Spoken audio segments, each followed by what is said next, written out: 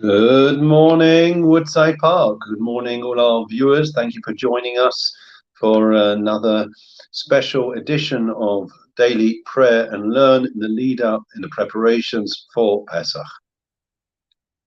If you think about Pesach, and let me just say good morning to Caroline, Dave, Richard, and David, and all those that are joining us. Friends and Estelle, welcome back. And also to the other Estelle, welcome. There is a very, very fundamental and obvious question when it comes to Pesach. Think about it. You can divide the symbols of the Seder, the rituals of the Seder, in two groups. There are things that we do because they reflect the slavery, the subjugation, the persecution on the one hand, and there are things that we do as representing and expressing our liberty, our freedom, Chayrus, so on the other. Think about it. What about Maro? Why do we have Maro? To remember the bitter times. Why do we have, I don't know, wine? So why do we have 4 cups of wine? So that's to show our freedom. Why do we have matzah? There's a tricky one, isn't it? Because matzah we eat leaning, which is an expression of freedom. But on the other hand, it's called lechem oni, the bread of affliction, that we didn't have time to rise. It's the bread where we divide it, and therefore we hide part away like a prisoner, like a slave.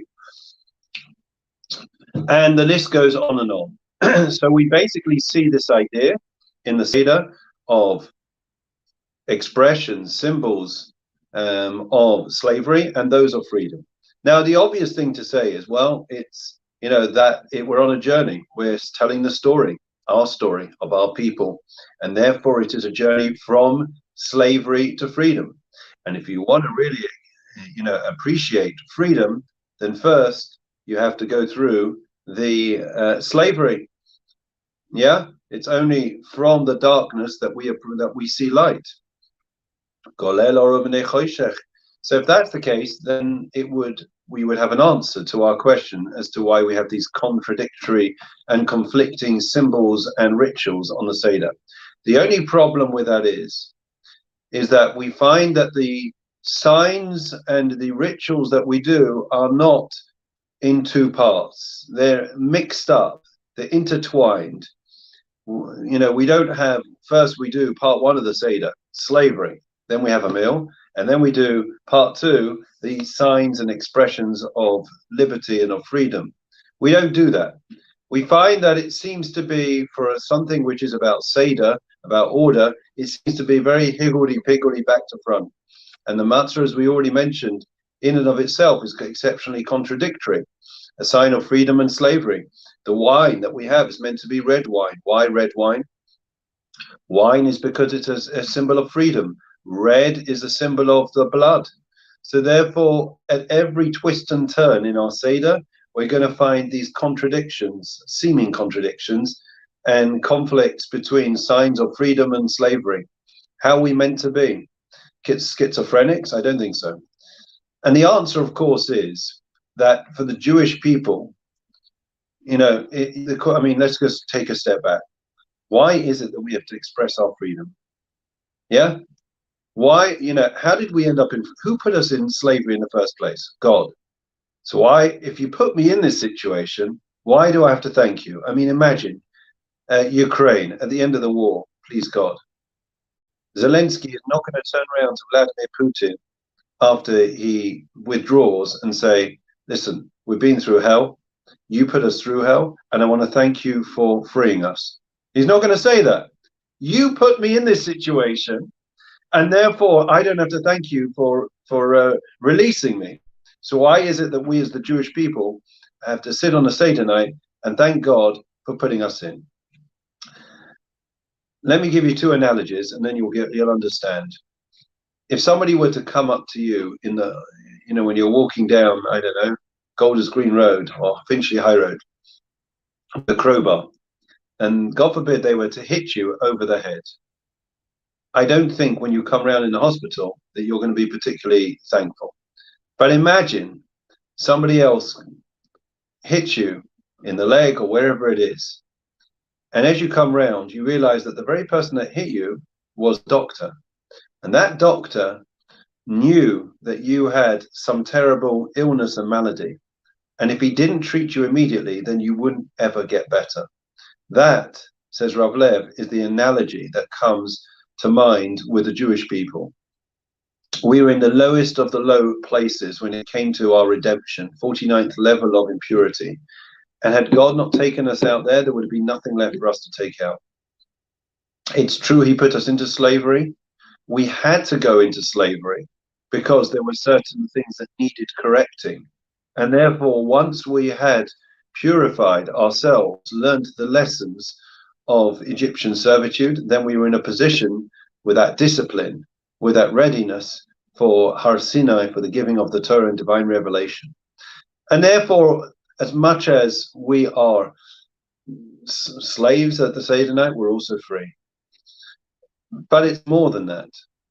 Because ultimately, therefore, when we look at the bitterness in our lives, the hardships in our lives, we know that everything comes from the same source. And therefore, in reality, it's ultimately, and I stress ultimately, for our benefit and for our good. If you as somebody who's working with a great footballer, say Cristiano Ronaldo, and he's causing him great pain in the workout, yeah? So, you know, at the end of the day, Ronaldo knows that it's for his ultimate benefit. He's feeling tremendous pain at that time, but he knows in terms of the bigger picture, this is something he's got to go through. He's got to endure. He's got to undergo, and then he'll come out the other side a better, stronger person. So they say.